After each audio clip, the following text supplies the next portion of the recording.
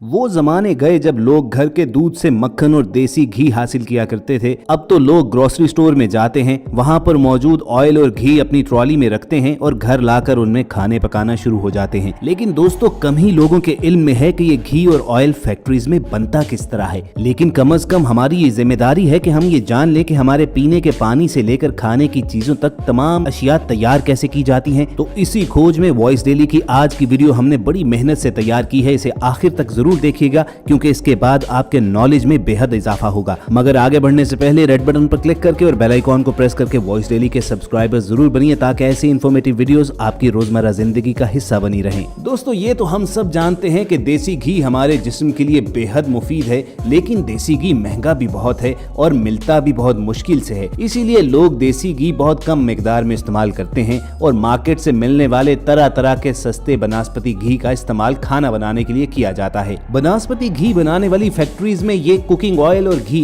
कई तरह के दरख्तों से तैयार किया जाता है, जैसे कि पाम ट्री या फिर कोकोनट ट्री। लेकिन ज्यादातर बनास्पति घी पाम ट्री से ही हासिल किया जाता है, इसीलिए इन डब्बों पर अक्सर पाम ट्री का फोटो भी बना होता है। फैक्ट्रीज में बनास्पति घी बनाने के सबसे पहले स्टेप में पाम ट्री सीड्स यानी इनके बीज से ऑयल निकाला जाता है और फिर इस ऑयल को मशीनों के जरिए फिल्टर किया जाता है, जिससे ऑयल के अंदर मौजूद सारे गंदे अज्जा खत्म हो जाते हैं। इस छोटी सी रिफाइनरी में जब अच्छी तरह इत्मीनान कर लिया जाता है कि ऑयल सही तरह से फिल्टर हो चुका है, तो फिर इस ऑयल को बहुत बड़ी भट्टी में पकाया जाता है और उसके बाद इस ऑयल के अंदर कलर्स, फ्लेवर्स और अलग अलग तरह के पिगमेंट्स डाले जाते हैं। बाज कंपनी अपने बनास्पति घी और ऑयल के अंदर प्रिजर्वेटिव्स भी डालते हैं जो इसे खराब होने से बचाते हैं। इसके अलावा इनमें विटामिन ए और डी भी ऐड किया जाता है, जिससे घी का जायका भी बढ़ता है और घी को एक अच्छा रंग मिलता है। और दोस्तों, घबराइए नहीं, इन कलर्स, फ्लेवर्स, प्रिजर्वेटिव्स और विटामिन का आपको कोई नुकसान नहीं बल्कि आपके जिस्म को फायदा ही पहुंचता है। बनास्पति घी और कुकिंग ऑयल बनाने का अगला स्टेप, इस भट्टी में ऑयल को पकाने के कुछ घंटों के बाद ये घी बनकर तैयार हो जाता है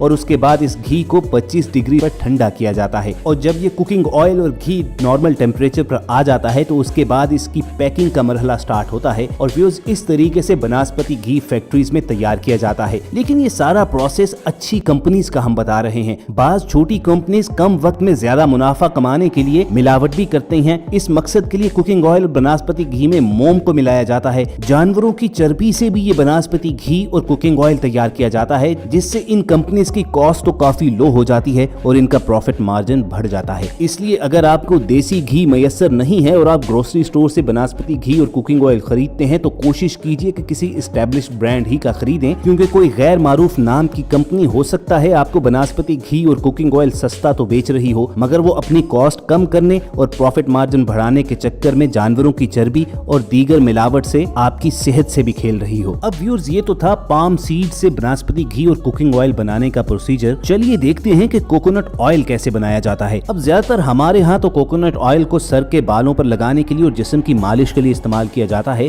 मगर बहुत से ममालिक में कोकोनट ऑयल को कुकिंग में भी यूज किया जाता है। कोकोनट ऑयल मेकिंग फैक्ट्रीज में सबसे पहले तमाम कोकोनट की छांटी करके एक खास मशीन में डालकर नारियल के ऊपर वाले तमाम बाल और खाल उतार लिए जाते हैं। अगला मरहला, इन तमाम नारियल के फलों को 2 से 3 दिन के लिए खुले मैदान में धूप के अंदर रखा जाता है और सुखाया जाता है और उसके बाद इन कोकोनट्स को इस मशीन में डालकर उन्हें क्रश करके उनका ऑयल निकाला जाता है। ये मशीन कोकोनट ऑयल को एक तरफ और कोकोनट पाउडर को दूसरी तरफ निकालती रहती है, जिसे बाद में अलग से बेचा जाता है। मशीन के जरिए हासिल किए गए कोकोनट ऑयल को भी फिल्टर किया जाता है और उसके बाद आखिरी मरहले के तौर पर इस ऑयल को मुख्तलिफ शीशियों में भरकर पैकिंग करके मार्केट में पहुंचा दिया जाता है। तो दोस्तों, ये था पाम ट्री और कोकोनट ट्री से बनास्पति घी और कुकिंग ऑयल बनाने का सारा प्रोसेस। पूरी उम्मीद है कि वॉइस डेली की इस वीडियो से आपके नॉलेज में जरूर इजाफा हुआ होगा और अगर हमारी मेहनत पसंद आई हो तो इस वीडियो को लाइक करके फेसबुक और व्हाट्सएप के जरिए दूसरों के साथ शेयर भी कीजिए और कमेंट सेक्शन में हमें जरूर बताइएगा कि आप अगली एपिसोड में कौन सी चीज फैक्ट्रीज में बनते देखना चाहते हैं। बहुत जल्द आपसे दोबारा मुलाकात होगी। सुनते रहिए वॉइस डेली।